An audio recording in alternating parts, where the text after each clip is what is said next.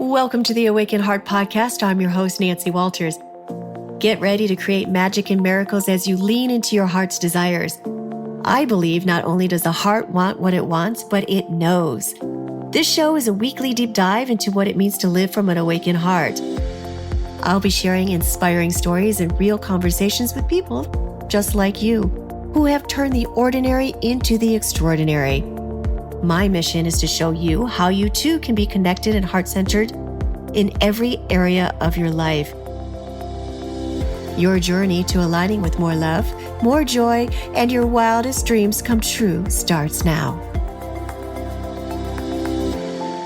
Welcome back, everybody, to the Awaken Heart Podcast. Now more than ever, I'm so grateful to have your time today as you tune into this conversation. I feel with all the changes that are going on in the world with the whole COVID and the quarantine and how things are going to change once things open, it's now more important than ever for us to come together, not only as women, not only as men, but as a collective. Listen, I get it. There's a lot of uncertainty popping up during these COVID times, but there are so many gifts inside this uncertainty, such as for many people, time. There's no time like the present for us to develop new skills and dive into a possibility to launch into a new way of being that's not dependent on something external, but it's something that's cultivated from deep within, and it's something that you will always carry with you. In today's episode, I speak with an amazing couple, Michelle and Mark, coming all the way from Tambourine Mountain in Australia, in the beautiful Gold Coast. And they have made it their mission to help people that really, when the kids leave home, empty nesters, they can feel really irrelevant. They can feel disengaged. It's like, they've spent their whole life taking care of this other child, their whole life, and putting what they dreamed and what they desired aside. They're gone. What do we do next? Brings up that very, very important topic. Even if you're not an empty nester, maybe you're in your 40s or 50s and it's like, my life is over. No, it's only just beginning, as you will learn in this episode. And that leads us to today's guests, Mark and Michelle, who are empty nesters themselves and are on a mission to help thousands of empty nesters to engage fully with life through deeper and more meaningful experiences, unconditional contribution, and evolving and consistent growth, known as the ECG Life Pulse. They have found that when clients raise their ECG Life Pulse and truly embrace self-love, they ultimately feel like they do matter. Welcome, Michelle and Mark, to the Awaken Heart Podcast. I'm so thrilled to have you on here today. Hello, Nancy. How are you? Good morning, Nancy. It's so good to be on your show. Thank you very much for inviting us. Yes, thank you so much for being here. And you are coming all the way from Australia. We're in Tambourine Mountain in Queensland, Australia. So that's the eastern side, and it's just after 10 o'clock in the morning on a Sunday morning. Oh, great. So yeah, it's Saturday here. I had the most lazy, relaxing morning. It's after a busy week. I'm so thrilled to have had a day like I had today, and now to have you both on today. And I did a brief introduction about you. And I know you've done so many amazing things. You've had such an extensive career. One was an architect, and Michelle, you were a Physical therapist, they call it in the States, yeah. Okay, physical therapist. And now you're doing this whole thing about awakening empty nesters, and you have this ECG Life Pulse. Can you give our listeners an idea of what that is? Thank you, Nancy. Yes, our ECG Life Pulse is all about awakening your heart to a greater experience in life, where E is experience, C is contribution, and G is growth. So what we found, and what I found personally as I was going through my journey of life, is that I got to a point in my life where I felt like I just wasn't really living my life. My experiences, I was on like a treadmill, a human treadmill, where my experiences were very mundane. They were just day to day, like Groundhog Day, I think you guys call it in the States, where things were just humdrum, if you know what I mean. And contribution was always there, but it wasn't really a huge point of my focus. It was something I wanted to continue to do. And growth was something that I was really excited about. I wanted to do more of that. I wanted to learn a lot more, particularly in the personal development field. So Michelle and I have been working on our business, and we call ourselves The Dream Architects, where we help empty nesters re-engage in life and in essence, ignite their experience, their contribution and opportunities to grow even more. Because what you were finding is, the kids left the household, right? Parents' energies is in raising their kids, and they kind of lose an identification of themselves. The kids leave. What do we do next? And a lot of people you've seen that have fallen kind of into a rut and fallen into maybe a bit of depression. They don't know what is next, and maybe thinking that life is over. And now I've seen both of you. You travel a lot. You explore. You're learning so much, and you're such a great example for all these other people whose kids might have left and their whole life has been dedicated to them.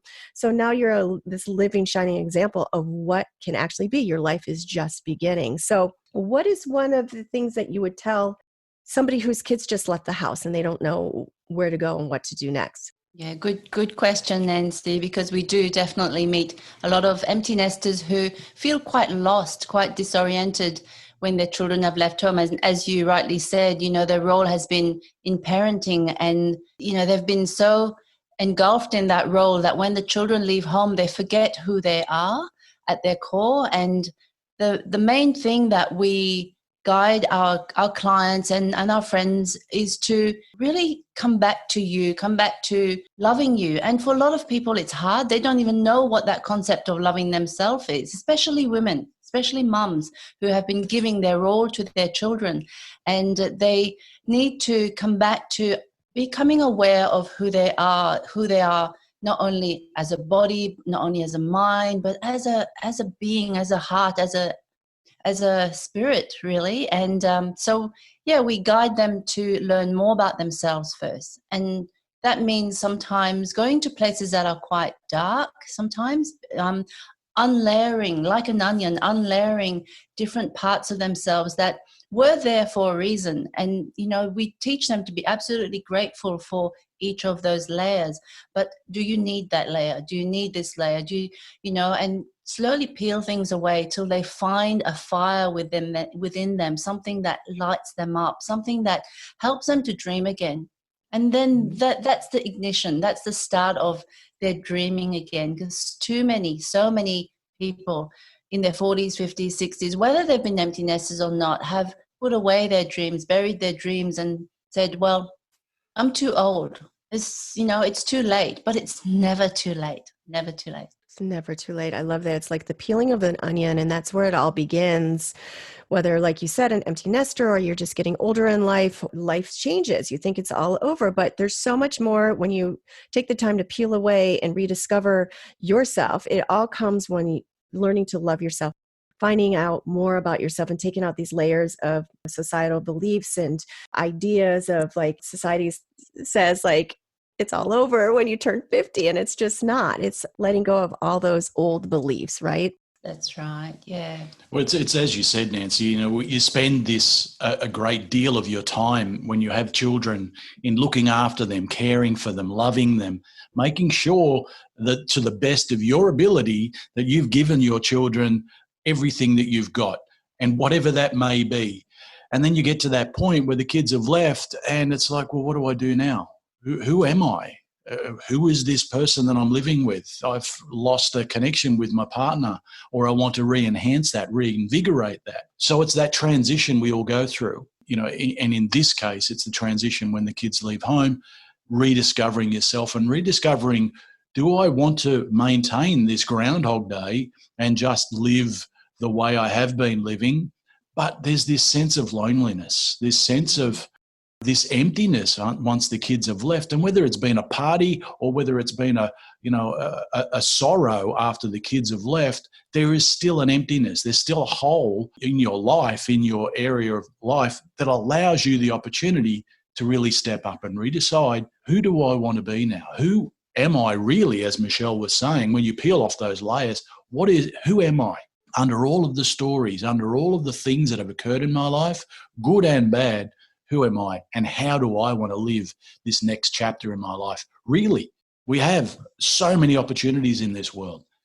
The experiences out there in our world right now are amazing. Whether we're locked down by COVID, whether we're free to travel anywhere and everywhere, our experiences are so vast right in your own home, as well as in your own, suburb, your own city, your own state, your own country. There are so many things that you can get involved in. So stepping up and really deciding, how do you want to live your life now? Such a key question, we feel. Mm-hmm. Yeah. And can I add to that? The experiences are not only the local, the regional and the global, but it's also learning how to change your perception around the experiences you're already having, seeing things in a different light, appreciating things in a different way, just going out into your garden and looking at a flower and looking at the amazing structure of the flower and the beauty and the colors, and then going out the next day and looking at the same flower and seeing something different again. So if we apply that to everything that we do, and we're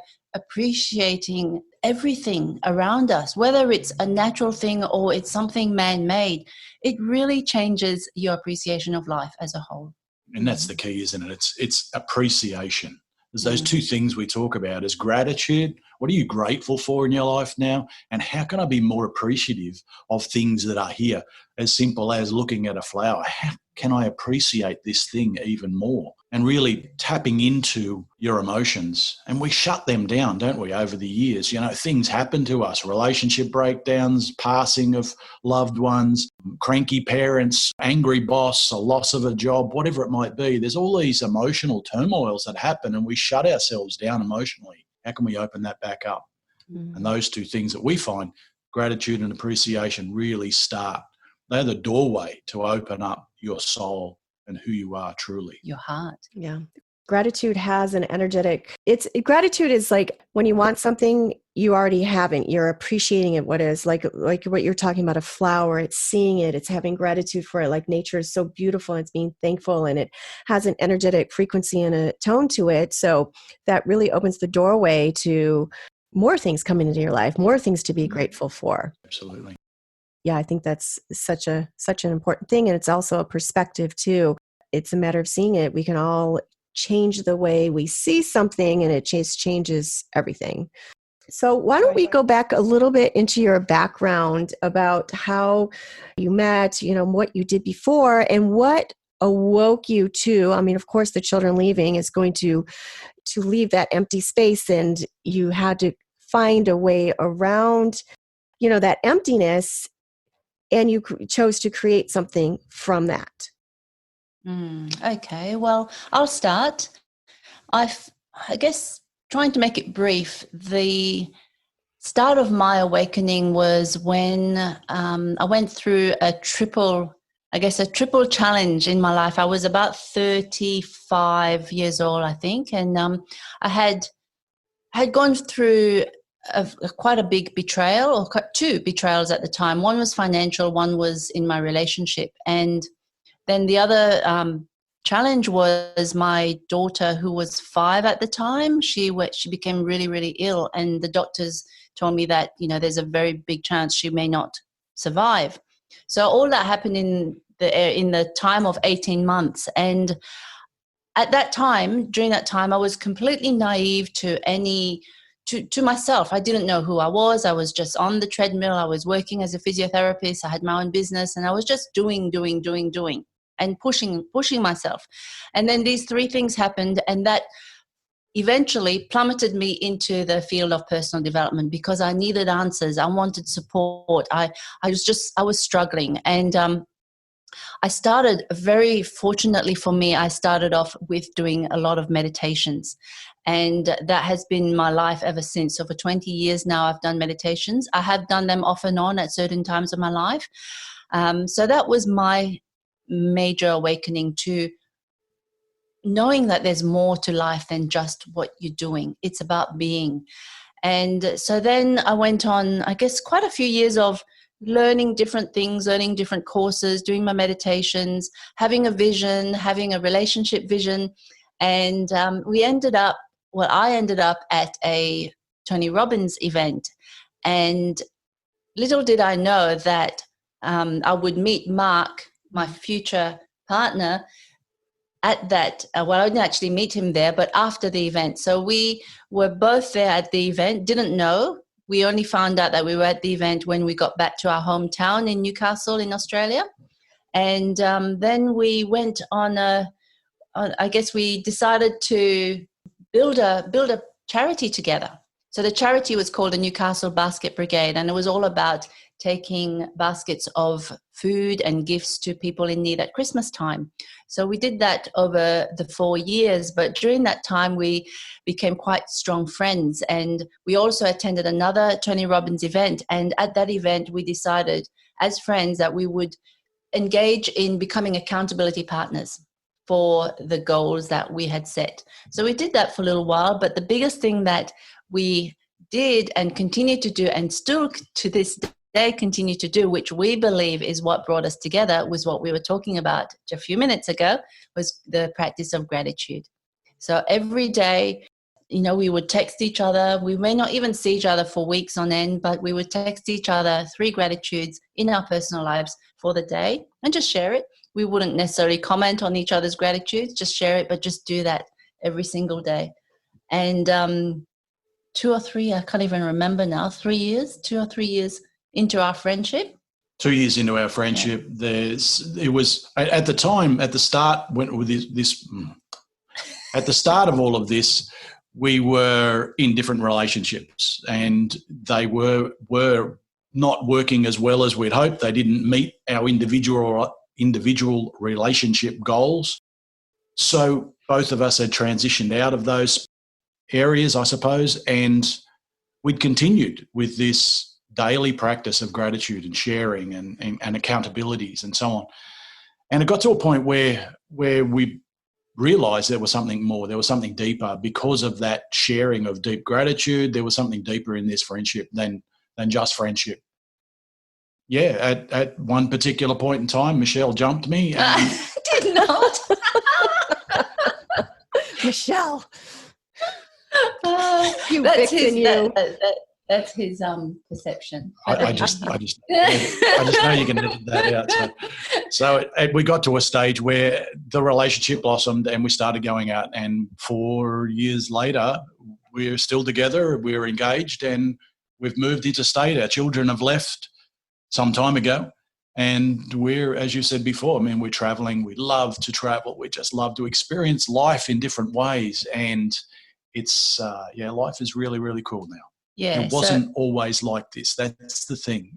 But we always had this vision, and I think that's really, really important, to have the vision of how you want to experience life in all its different, all the different parts of life, not only relationship, but sure. in our career, in our home life, in the financial way, in our friendships, and then we love traveling and we love giving back. So that what we learned when we built our charity was a deeper feeling of fulfillment, when you're giving unconditionally, giving, and not necessarily like for so long. I just remember feeling so good when the volunteers who were delivering the baskets would come back and say, "Oh, this person was crying and they were so happy and they gave me a big hug." And I hadn't even experienced the giving of it, the actual physical giving, but I felt so good inside to see the volunteers in tears and big smiles on their faces. And Mark himself had some amazing deliveries as well. It truly is a heart-opening process and experience to go through. Michelle was the coordinator of this whole charity. She did such an amazing job to pull this together, and I was just one of the, let's call it the lackeys that come along and helped out for a little while, and but really thoroughly enjoyed it. The first year that I got involved, my daughters and I became involved, and we delivered. And this is a cool story. Michelle decided to do this thing, and this was in around October, November of 2015. And she decided, well, let's do this. Let's build this charity. Who can we get together? And away we go. And then within a couple of weeks, maybe a month and a bit, we pulled together sufficient number of donations and gifts and so on to donate to 107 families. Wow. And that started the next 4 years of donating to over 8,000 people. Wow. So it became such a rewarding experience, but yet it was so, in general terms, it wasn't a lot. These baskets of gifts of food and toys and so on amounted to around 50 Australian dollars. Not a lot of money. But here I am, myself and my daughters on this first year. I go to this house. All we knew was there was a mother and 3 kids.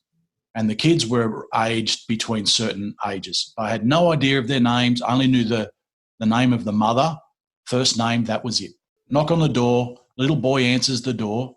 And I say, well, is your mother there? We've got a gift for you. The mother comes to the door. I announce to her that we're a delivery people. We have this basket of gifts for you for Christmas. We understand you may not be doing as well this year for Christmas, and we would love to donate this to you. She started crying and she said to me, your timing is unbelievable. Only yesterday I said to my 3 children, I'm not sure whether Santa is coming this year. Wow. Make me cry. It gets me every time because it was so, it touches your heart. These poor kids were at this time in their life, they were struggling so bad. And to be able to give them such a seemingly small gift, it made their day, absolutely made their year. So that became then an addiction of, I want to help more people. I want to be able to shine a light on somebody's life in some way. So as I said, the next 4 years, we ended up donating to over 8,000 people, not just us. We ran the charity and we had a lot of people come in and support us, but it was so, so cool. And I guess that lit the flame even more, that fueled our flame for contribution and wanting to do more than that too. I mean, there were times, because I was exhausted at the time, at certain times where I thought, well, a basket of food and gift, that's temporary. But Mark reminded me many times, it might be a temporary thing where they eat it and they play with the toys, but it's the reminder to them that there are good people out there, that there is hope, that there is something that they can look forward to. But it still didn't feel, I guess, enough. Coming back to your question, Nancy, about how did Awakening Empty Nesters come about, we felt that we could do more to empower people rather than just give a handout, empower them with more tools, more resources that they have within themselves, and remind them of who they are so that they can then find those skills and those talents within them to lead the life that they want to lead. So that's, I guess, that came the whole us coming together, our shared love for very similar experiences, for traveling to natural places in the world, spiritual places, our love for giving to people, loving people, and our journey of growth. And Mark hasn't really talked about his journey of growth, but he was on that journey too, and we met during that time when we're always growing. We never will stop growing. So the whole experiences, contribution, and growth is what we are living ourselves, and we want to share with others and show them that it is possible to live an amazing life just by encompassing those 3 things. Just a little bit about contribution. I think it's such an amazing thing, and an important element is that how often do you contribute to you? Often we are, and as parents, we are looking after our children. We're putting them first, aren't we? We have our own personal needs. Do you need time by yourself to go and look at the flower, as Michelle was referring to earlier? Do you need time to recenter yourself? And that is the act of contribution to self. Maybe it's a massage. Maybe it's a trip to the beach to get in touch with that nature. Maybe it's, as we do up here, go for a walk in the rainforests to get back in touch with nature and the earth and so on. Maybe it's a meditation. But whatever it is, contributing to yourself is absolutely paramount. And we've heard it over and over again, is emptying your cup and refilling it with the things that you absolutely need.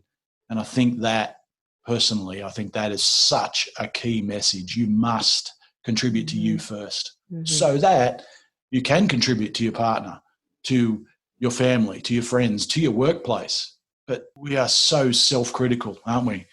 We're so self-critical of I'm not good enough here. I'm not rich enough. I'm too old. I'm too young. I'm too fat. I'm too skinny.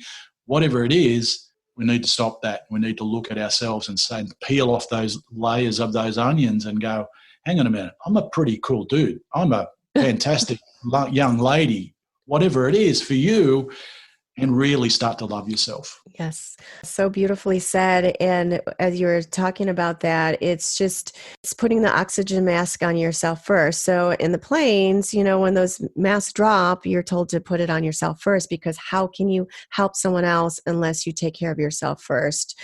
And that's so paramount. And I love hearing your story about how you helped all those families, and it all started with contribution. You were contributing and your heart opened, and you were compelled to help other people, not just give something to them, but give them something that they can have, something that is within themselves, inherent, empowering them to have that ECG pulse, that life pulse that you so talk about. Yeah.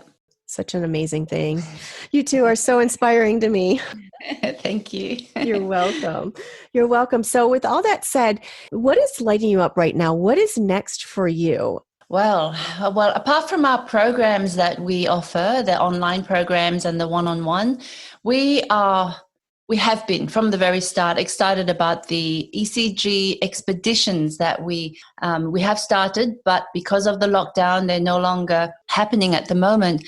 But that is our dream, to be able to travel, whether it's domestically here in Australia, whether it's around the world, but to take groups of people to places that are not, that are off the beaten path, and to help people to truly sit and appreciate things like ancient ruins, just the energy of the place, sit in nature, sit amongst animals and rainforests, and just feel and get in touch with nature.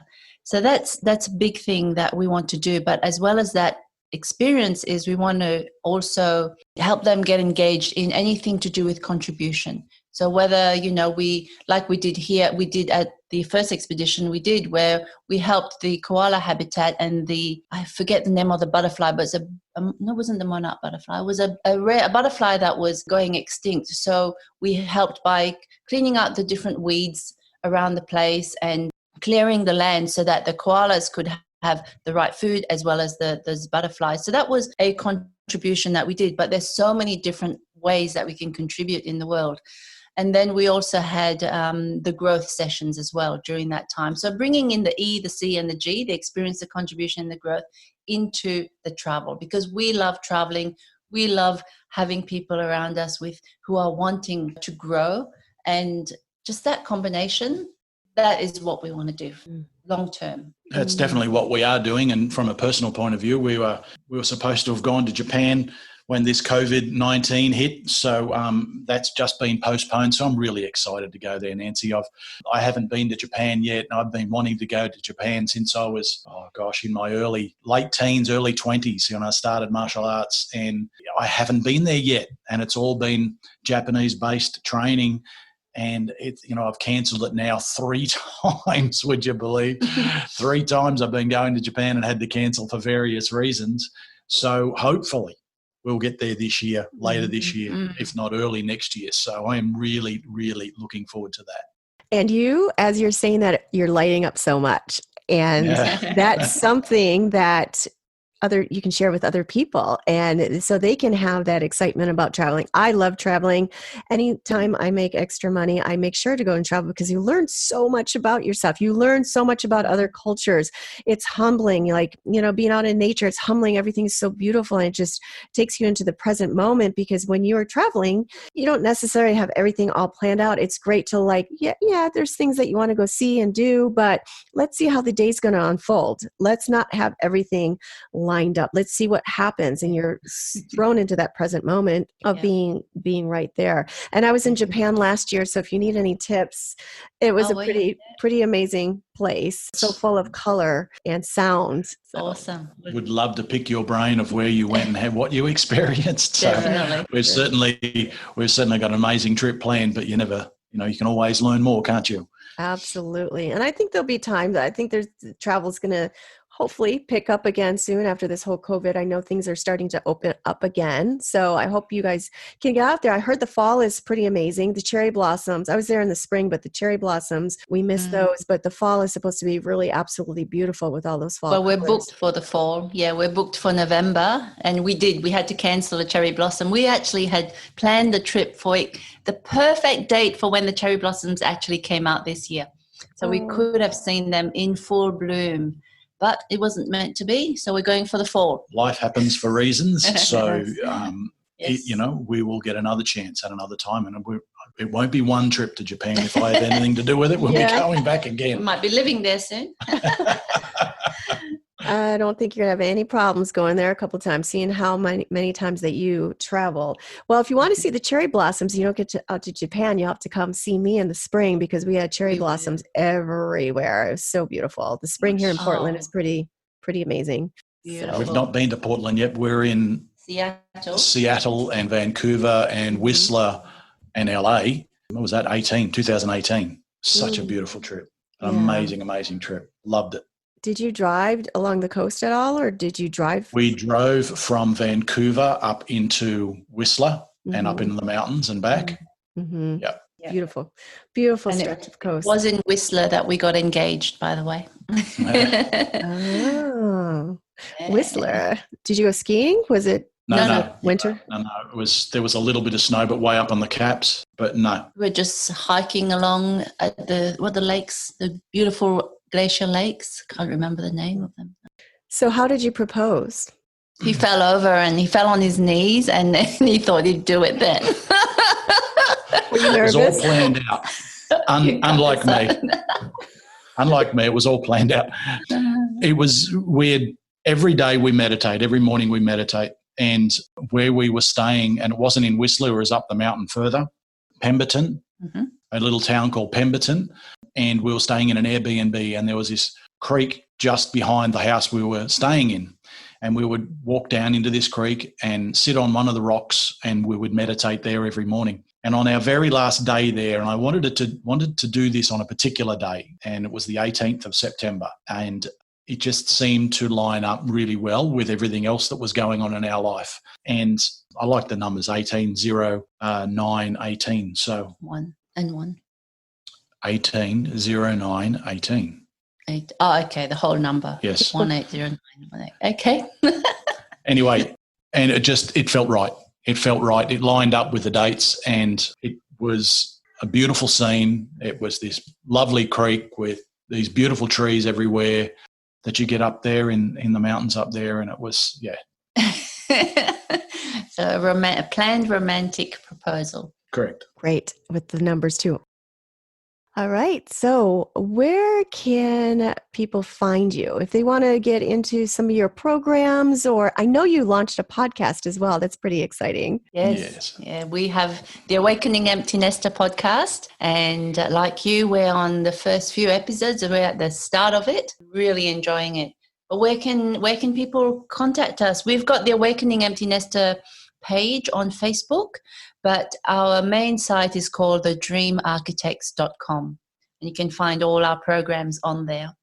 And right now, if you were to give our listeners 3 things that they can implement right now today to help them to live that life pulse, to start contributing, to grow, to get immersed in a life that really thrills them, what are 3 keys that you would give them right now to take away? The first thing that I would suggest, and it's a really powerful process to go through, because as I was saying before, we've all had a variety of experiences in our life, some good, some bad. Those that have been more challenging, have we actually forgiven ourselves sufficiently?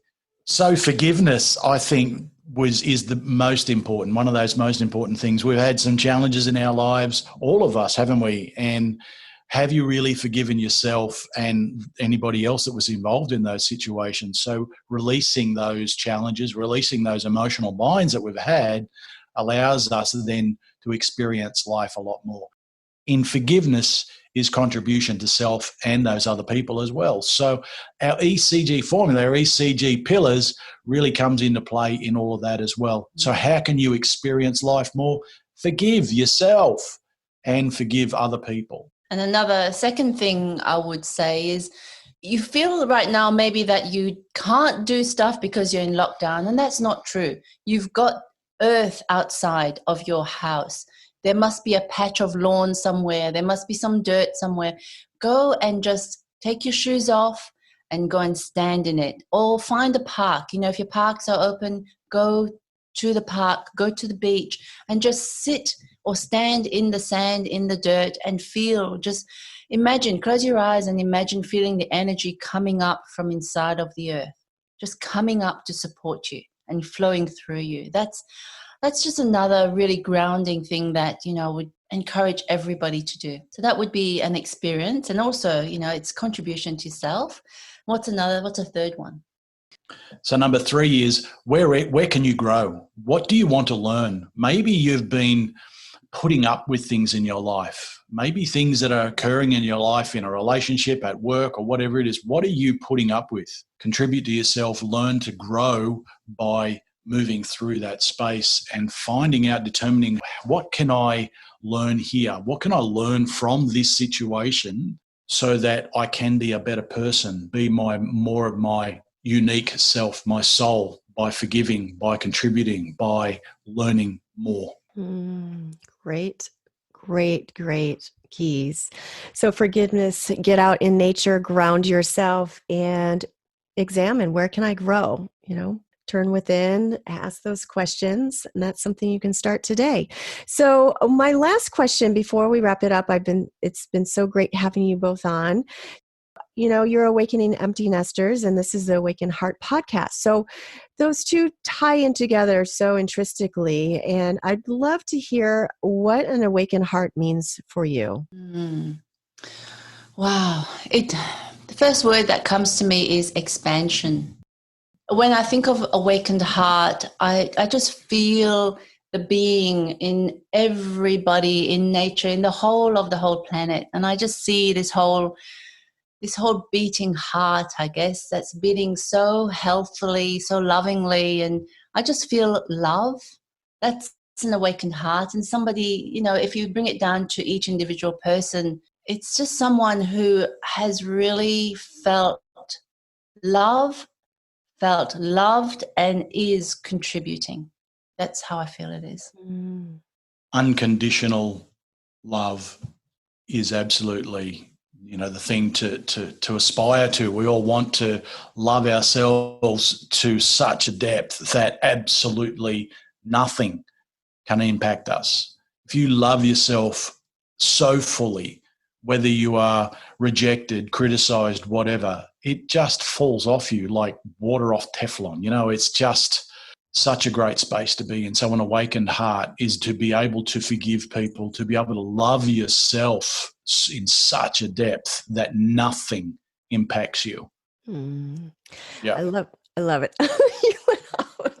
We'll have to think about that. Such a great wrap up. I love both of what you said there. Forgiveness, it's self-love, and it's just coming from such a place of grounding into yourself and that expansive heart and feeling it resonating through you, like you said, Michelle, through the earth, through your whole being, and it's expansive. An awakened heart is expansive. So with that, thank you both so much for sharing your morning with me. And it's such an honor to have had you here. And I will definitely put in the show notes where our listeners can find you, as you had mentioned, all those, you know, your websites and all the amazing programs that you're offering. So again, thank you so much and have a great day. Thank you, Nancy. You've been, we've followed your journey. We've been so blessed to have connected with you. And I've done one of your programs and I feel so blessed to have done that. I've grown from that. So what you're doing to awaken hearts through your podcast, through your courses is just an amazing thing. So keep doing it. We love you. Oh, thank you, Michelle. I appreciate that. Thank you so much, Nancy. Been an absolute honor to be on your show. Thank you very, very much. Thank you, guys. Bye-bye. Bye. Thank you for listening to this week's episode of the Awaken Heart podcast. If you've enjoyed what you've heard today, share it with a friend. And if you haven't already, head on over to your favorite podcast app to subscribe, rate, and review.